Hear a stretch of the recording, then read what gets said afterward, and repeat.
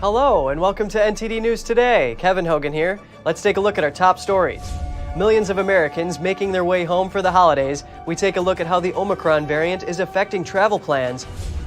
The mayor of New York City lays out tough new rules for the New Year's celebration this year in Times Square. As a result, the crowd will be much smaller than previous years. There are many ways you can enjoy this Christmas season, whether it be Christmas movies, live performances, or a unique Airbnb stay.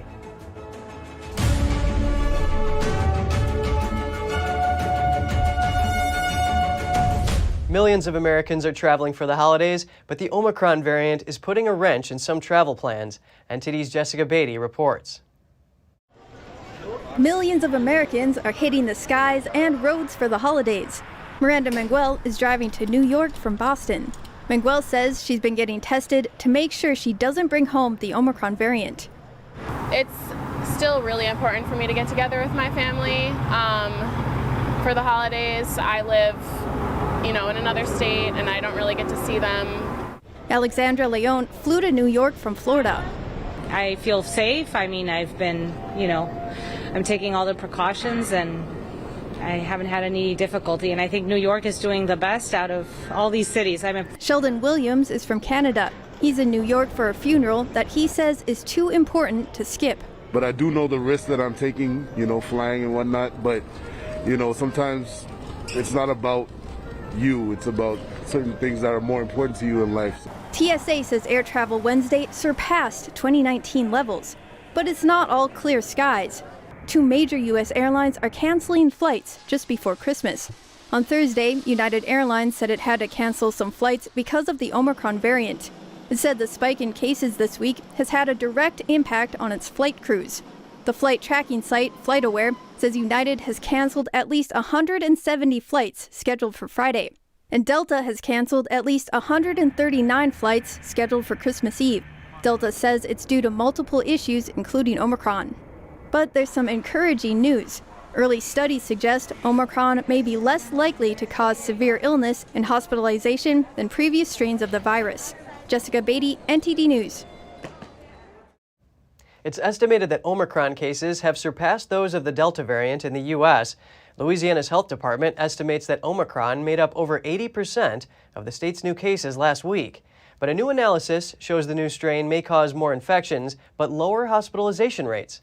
Earlier, I spoke with Anthony Santella, who is a doctor of public health and COVID coordinator at the University of New Haven, to learn more about the spread of this variant. We've been talking about this, what's now new and emerging variant for the last few weeks. So the science is still evolving, but what we know is that it's very transmissible, that it's largely causing mild illness, but there's some caveats and footnotes that we really should dive a little bit deeper in with that.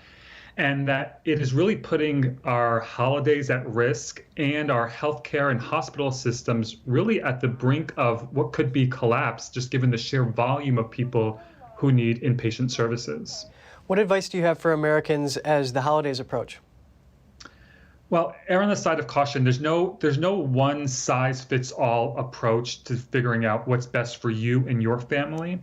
However, there are some things you can do to kind of reduce the risk, ease the burden that this illness could potentially have, even on a fully vaccinated gathering, which is, reducing the number of people that you're gathering with.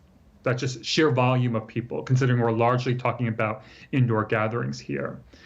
If it's possible, ask folks to get a rapid test the day of the gathering, not the day before, not 2 days before. These rapid tests are only as good as the moment the test is taken. And if you live in a part of the country where there's warm weather and you can bring your festivities outdoors, that'll help too with proper air circulation indoor. And trust your body. Don't just shrug something off as just a simple cold or a low-grade fever or just the sniffles that won't stop. Err on the side of caution and stay home if you're not feeling well. Revelers ringing in the new year at Times Square will now need to mask up and be fully vaccinated. Thursday, Mayor Bill de Blasio announced plans for a scaled-back New Year's Eve celebration. This comes as the Omicron variant of the CCP virus spreads at a rapid pace nationwide. 58,000 people usually attend the ball drop and celebration in Times Square. This year, it will be limited to 15,000. Visitors can't get in until 3 p.m., and everyone over 5 must show proof of vaccination. A rookie TSA officer saved a choking infant at Newark Liberty International Airport this month. It was all caught on surveillance camera. The mom of the 2-month-old baby screamed for help when she realized he wasn't breathing. Officer Cecilia Morales sprang into action. She jumped over the luggage conveyor belt and performed the Heimlich maneuver until the baby started breathing again. The pediatric EMT came later to give the baby some oxygen. Morales was hired by the TSA in October, but she had been an EMT for 10 years in northern New Jersey. Pennsylvania Congresswoman Mary Gay Scanlon is speaking out about being carjacked at gunpoint. This, as Delaware State Police announced the arrest of 19-year-old Josiah Brown in connection with the crime. 4 juveniles were also arrested. According to the federal criminal complaint, the suspects were in Philadelphia on Wednesday and decided to steal a car. They approached the Congresswoman, pointed guns at her, and demanded her car keys. They then drove to Delaware, where the vehicle was later located and Brown arrested. Scanlon was not hurt, but she described it as scary. 2 people got out of the car and approached us with guns, and one of them said, "Give me the keys." So I did. As I said, they were young people and they had guns, and I was scared that someone would do something even more stupid than trying to steal a car. So that was scary. That was probably the scariest part. Scanlon's vehicle was recovered near a public gym in Newark, Delaware. All 5 suspects were seen entering the stolen vehicle. The suspects have been charged with receiving stolen property. Few things are escaping the scourge of inflation these days, and that will soon include U.S. passports. On December 27th, the fee for a U.S. passport book will shoot up by $20 for all customers. The U.S. State Department says the price hike is necessary and that it will ensure production of one of the most secure travel and identity documents in the world. And with the pandemic dragging on, you may be wondering where that passport can take you. For a full list of destinations open to U.S. travelers, visit travel. There's no wrong way to celebrate the holidays. From the traditional to the unique, you can always find fun ways to get into the spirit. Let's take a look at some movies and performances you can enjoy this Christmas season. Have you seen my wife? Merry Christmas, Daddy!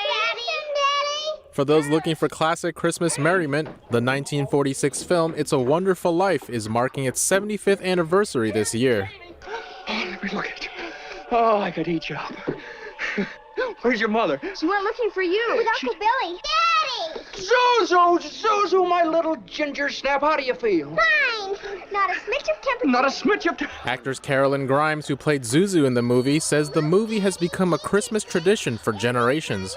It was on every channel every day. It was pretty exciting for a lot of people, and they loved the film, and their children watched it with their parents, and then they grew up, and then they had the family tradition, and their kids watched it, and all these generations that are coming down the line that watch the film as a Christmas tradition is...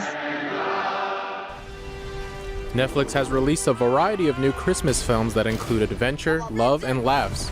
You can watch A Boy Called Christmas, The Princess Switch 3, and A Castle for Christmas. Actress Brooke Shields stars in A Castle for Christmas. The very heart is opening up your heart to experiences and to love. And no matter what your age is, you deserve to open your heart.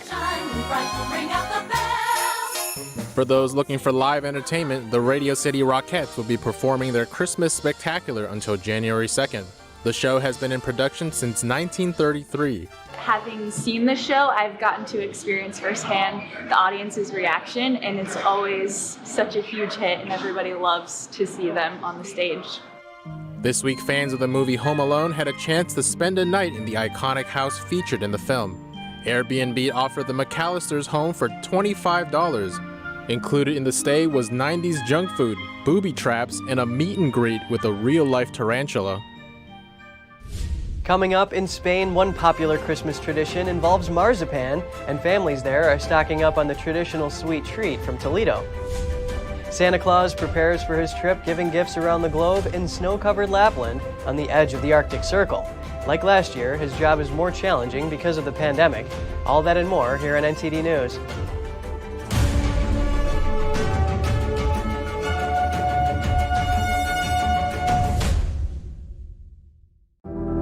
Secure, the true solution for your digital privacy and security. Secure is a private and secure messaging and email solution hosted in Switzerland, using military-grade encryption and Swiss privacy laws, giving you true privacy. Secure is 100% private and does not collect or sell any of your personal data. Secure's Helix technology connects you securely to our Swiss servers without the need of a VPN, guaranteeing privacy and security for all your communications. Secure Messenger doesn't require your phone number or any personal data that hackers target. Chat by Invites allows you to chat privately and securely with anyone outside of your secure network without the need for others to download Secure. Secure Send offers you a private and secure way to email anyone outside of Secure. You won't find this level of privacy or security on any other email or instant messaging application. Visit secure.com. Regain and protect your privacy today. Hello, I'm Mike Lindell, the CEO of MyPillow. Cancel culture has not only affected myself and MyPillow, but millions of you out there. My employees and I want to personally thank each and every one of you for all of your support. At MyPillow, we not only have pillows, but we have hundreds of products, including my new slippers, bathrobes, sleepwear, and my new beds. We're offering the best gifts ever for the best prices ever. For example, we have this exclusive offer on the standard size MyPillows, regularly $69.98, now only $19.98 with your promo code. We also have the queen size MyPillows, regularly $79.98, now only $24.98 with your promo code. And we have the king size, regularly $89.98, now only $29.98 with your promo code. So go to mypillow.com now and use the promo code on your screen or call the 1-800 number below to receive this exclusive offer.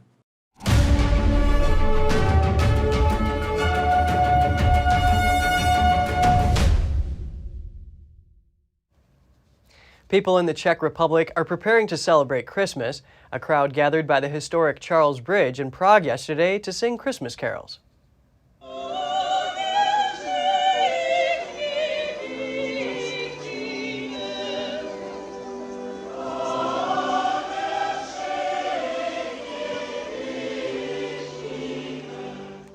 The event features traditional Christmas carols written by a Czech composer more than 200 years ago. The conductor says he's been organizing this event for at least 20 years now. He only needed to find an organ player and 4 soloists. The rest are just people who come and play, anyone, anytime, without any rehearsal. He says they get together twice every year, once in the winter on December 23rd and once in the summer on June 23rd, exactly half a year apart. In the summer, the weather is warmer and more musicians come and play. Pandemic restrictions prevented last year's edition, but this year, the Prague Town Hall gave the event permission. In Spain, one popular Christmas tradition involves marzipan, and some of the most celebrated bakeries making them are located in Toledo.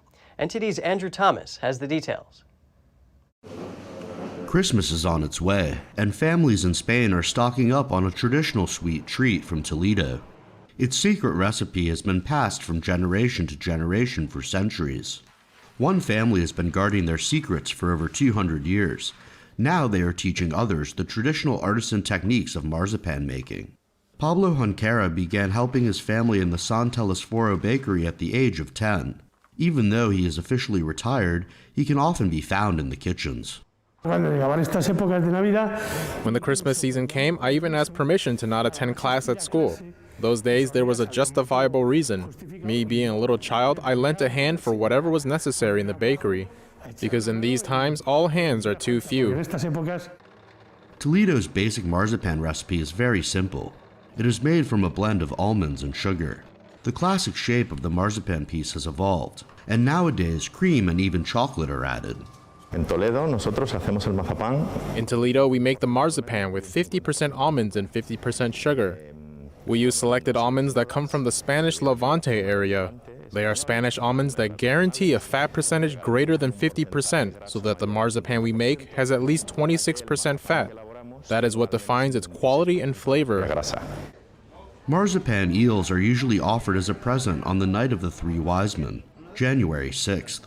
The sweet was first mentioned in 1611 in a recipe book written by King Felipe III's cook. Even though marzipan origins are not clear, most bakers agree on the Arabic origin of this sweet. In Toledo, as a city of the three cultures where Muslim, Jewish, and Christian cultures coexisted perfectly, all their traditions were mixed. In the convents that are currently great producers of marzipan and maintain traditions like us. Those sweets have been made for many centuries, and perhaps that is why that special holiday of Christianity that is Christmas has generated the consumption of marzipan in Toledo. Muslim rulers controlled parts of today's Spain between 711 and 1492, when the Catholic kings conquered the last remaining Islamic kingdom of the Iberian Peninsula in Granada. Andrew Thomas, NTD News. For the second year in a row, Italians are resigned to a low-key Christmas because of rising CCP virus cases. Before the pandemic, huge family dinners were a must, but current restrictions mean smaller gatherings this year. Before the pandemic, Italians used to organize huge Christmas dinners at home or dine out in groups, sitting at long tables in busy restaurants. But that wasn't the case last year, and nor will it be this year. For the Christmas holidays, COVID-19 has changed people's habits because we know that almost 3.5 million Italians will eat in restaurants, and it's less than it was before the pandemic, being almost half what it was before the pandemic. This year, the atmosphere at Esquilino Market Hall in Rome is restrained. Tarak Hossein is a butcher. He said demand is down, but he feels customers are willing to make an exception for Christmas. Yes, we are selling something particular. For example, entire turkeys, lamb of around 18 pounds, filet steak, these kinds of things. Away from the dining table, tensions over vaccination status are adding to the concerns for many Italian families. But for Davide Medici, seeing family at Christmas remains a priority. My grandma, sadly, is not vaccinated. Her choice. One must do what needs to be done. We can't decide not to see her. I'm vaccinated. We're always very careful. We don't go out much. We avoid large groups, and she doesn't leave her home. According to the National Farmers Confederation, 80% of Italians are unwilling to invite unvaccinated friends or relatives over for Christmas. Andrew Thomas, NTD News. A project in Denmark aims to crossbreed a new type of tree that's more resilient to milder temperatures and more sustainable, requiring less fertilizer and pesticides. In the Danish countryside, lush green Norman fir Christmas trees are beginning their long journey to families' homes. Wholesaler Arbadania in the Danish town of Lundby exports almost 1 million Christmas trees a year. It's the third largest producer in the country. We have very nice maritime climate. That's to say, we are surrounded by the ocean. And the ocean, of course, is excellent at keeping a constant temperature. So it keeps summer temperatures down and winter temperatures up. And that's what our trees like. These trees are big business in Denmark. The Scandinavian country is Europe's top exporter, shipping about 10 million trees overseas annually. Most here head to Germany, France, and Italy.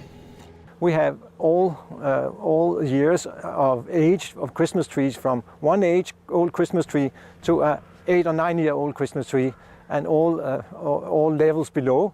And this permits us, of course, to have a fixed supply every year.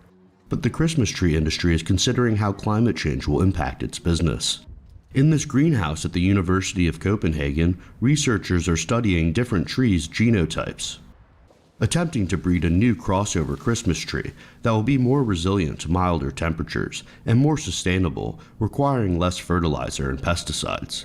Climate change has not been on the high agenda for the Christmas tree business, I would say, but I think this adulterated problem is, I mean, in the whole kind of green movement, I think people will not accept that you use pesticides.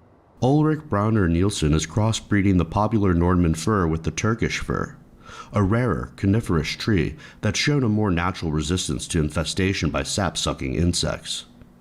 It's a 4-year, $1.3 million project that's partially funded by Danish tree growers.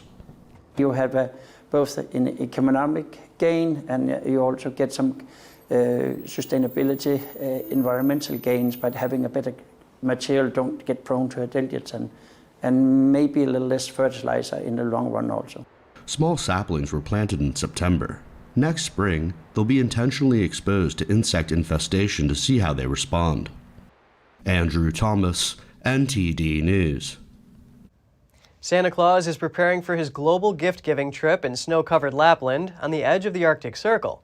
Like last year, his job has been made more challenging by the pandemic. Early morning at Santa Claus Village on the edge of the Arctic Circle. At this time of year, the sun doesn't rise till around 11 a.m., but that doesn't stop Santa and his elves from preparing for Christmas Eve. Christmas preparations are going quite well at the moment. It's only a few days till Christmas now. The elves have been working very hard, as always. They are very clever, they are very hardworking, and they have a little bit, they're in a hurry at the moment. Rudolph, I think he's still on a vacation. With Santa's list almost complete, it's now possible to say whether children have been naughty or nice during 2021. Santa says that if families do face restrictions this year, households can still have fun together. I think people have been very good for 2021, especially the children. Yeah, I know there has been lockdowns and everything, and people have been together at the houses, but I wish that people should do things together more. Not isolate in their own rooms, but do something together. According to local tourist board Visit Rovaniemi, over 500,000 people typically visit the Christmas-themed destination every year to meet Santa, play in the snow, and get into the spirit of Christmas. It's a Christmas season, and we are very excited for being here in Lapland because I'm 48 and it's my first time here, and I wanted to visit Santa Claus, and I'm happy to come for the first time with my kids. Here is my daughter. What's your name? Olivia. Are you enjoying? Yes. In the village's nearby post office, Santa's elves are busily sorting through thousands of letters sent from around the world.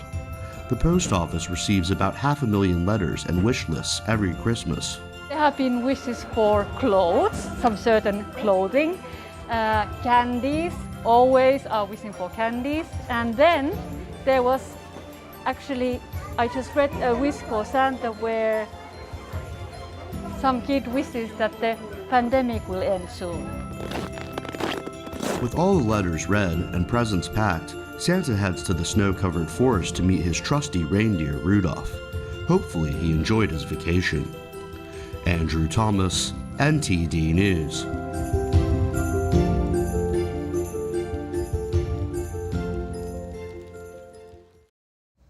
A program tracking Santa Claus's flight proves he is undaunted by the problems weighing on the world today.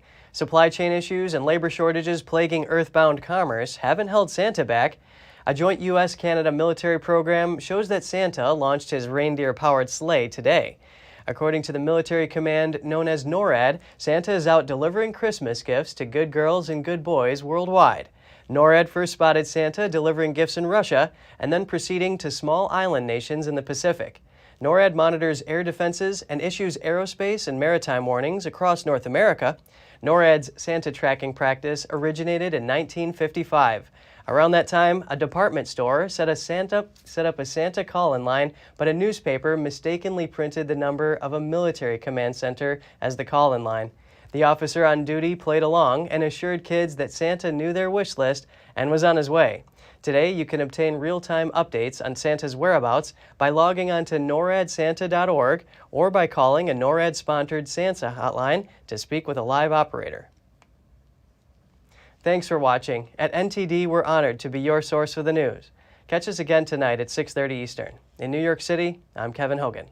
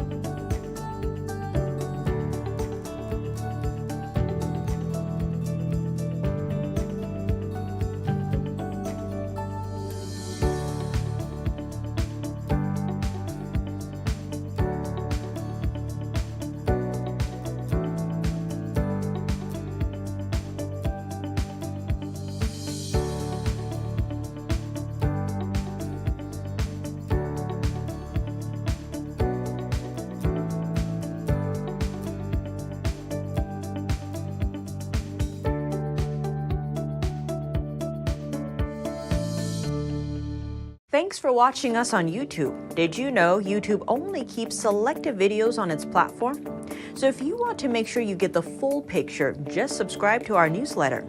Go to newsletter.ntd.com and sign up. It's free.